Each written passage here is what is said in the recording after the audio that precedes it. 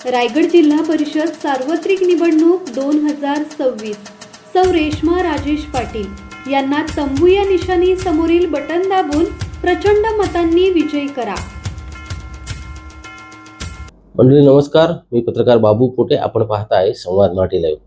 मंडळी, आज एक विशेष घडामोड घडली. म्हणजे आता जिल्हा परिषद आणि पंचायत समितीच्या निवडणुका आहेत आणि त्या पार्श्वभूमीवर ही जी काही घडामोड झाली ती घडामोड तुमच्यापर्यंत पोहोचावी ह्या हेतूने खरं तर हा व्हिडिओ बनवण्याचा म्हणजे विचार डोक्यात आला आणि त्याचमुळे आपण हा व्हिडिओ तुमच्यासाठी बनवतोय.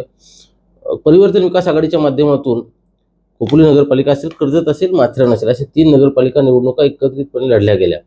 परिवर्तन विकास आघाडीमध्ये राष्ट्रवादी काँग्रेस पक्ष, उद्धव ठाकरेंची शिवसेना, शेका पक्ष आणि अन्य काही मित्रपक्ष सहभागी होते. कर्जतला मोठं यश या परिवर्तन विकास आघाडीला मिळालं. खोपोलीत अगदी थोडक्या मताने सुनील पाटील, जे परिवर्तन विकास आघाडीचे नगराध्यक्ष पदाचे उमेदवार होते, त्यांचा पराभव झाला. ठाकरे गटाचे या ठिकाणी एकही सदस्य निवडून आले नसले तरी शेका पक्षाने मात्र चांगली कामगिरी केली आहे. शेका पक्षाचे 4 नगरसेवक खोपोली नगरपालिकेच्या निवडणुकीत निवडून आलेत. म्हणजे ज्या शेका पक्षाला अगदी नगण्य समजलं जात होतं, त्यांची काही ताकदच नाही असं त्यांना हिणवलं जात होतं, त्या शेका पक्षाने चमत्कार केला आणि खोपोलीत आपली जी काही ताकद आहे ती दाखवून देत 4 जागा त्यांनी जिंकल्या.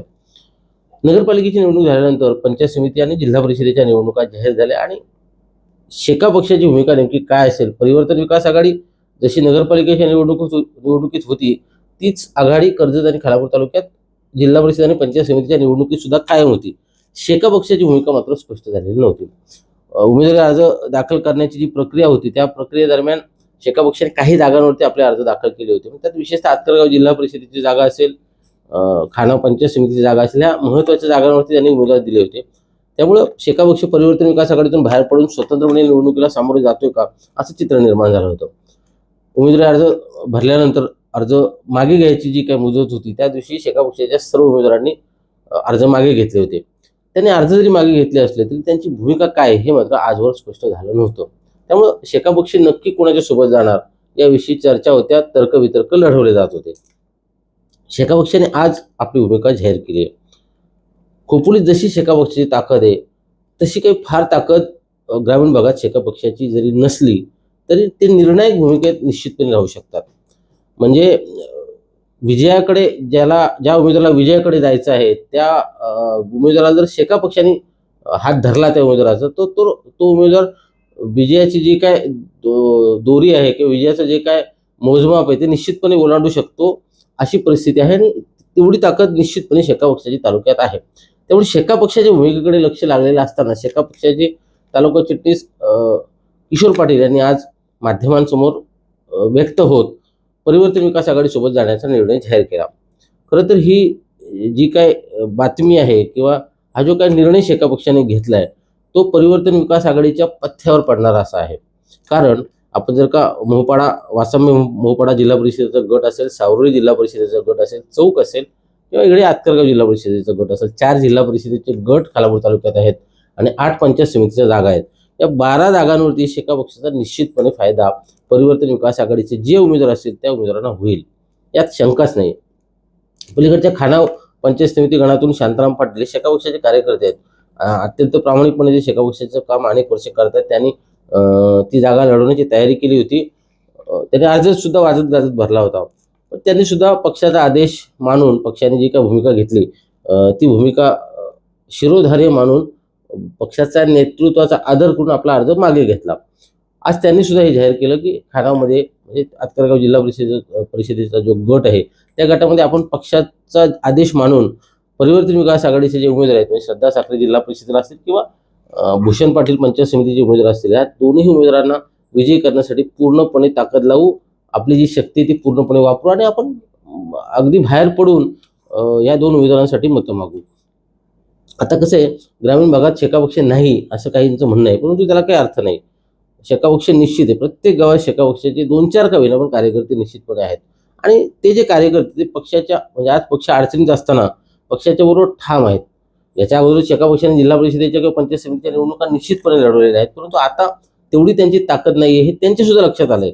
परंतु त्यांची जरी ताकद नसली तरी त्यांना दुर्लक्षित करून निश्चितपणे चालणार नाही.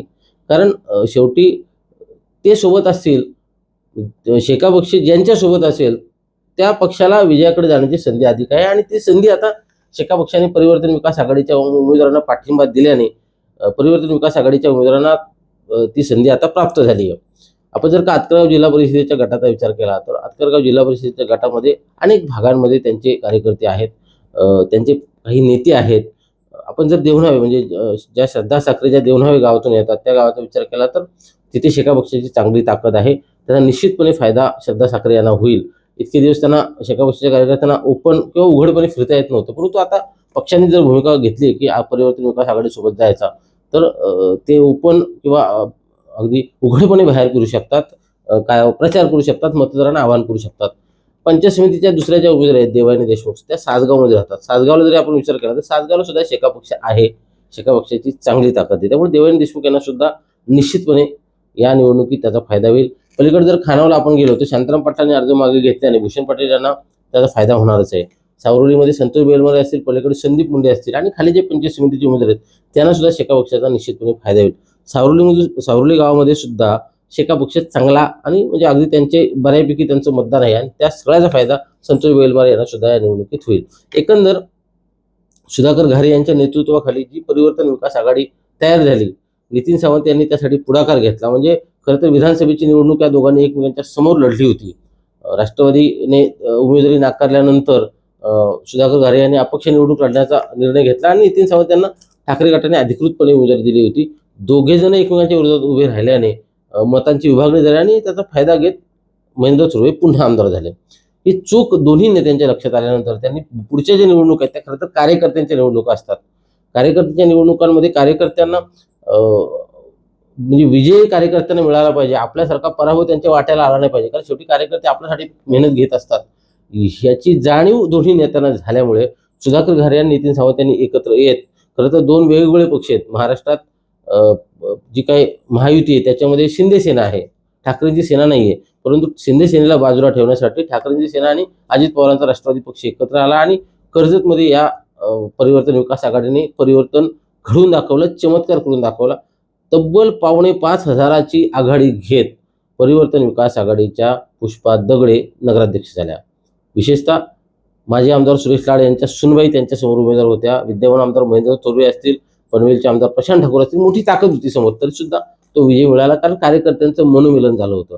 खोपोलीत थोडीशी गडबड झाली कारण खोपोलीत कार्यकर्त्यांचं मनोमिलन काही झालं नव्हतं. ग्रामीण भागात मात्र तशी परिस्थिती नाहीये. ठाकरे सेना आणि राष्ट्रवादी पक्ष एकत्र आल्याचं चित्र आहे.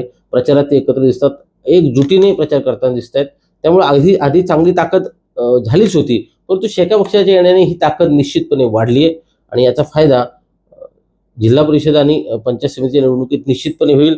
7 तारखेला जे मतदान होणार आहे त्याचा निकाल 9 तारखेला आहे आणि 9 तारखेच्या निकालात शेका पक्ष बरोबर आल्याचा काय फायदा झाला हे चित्र निश्चितपणे स्पष्ट होईल.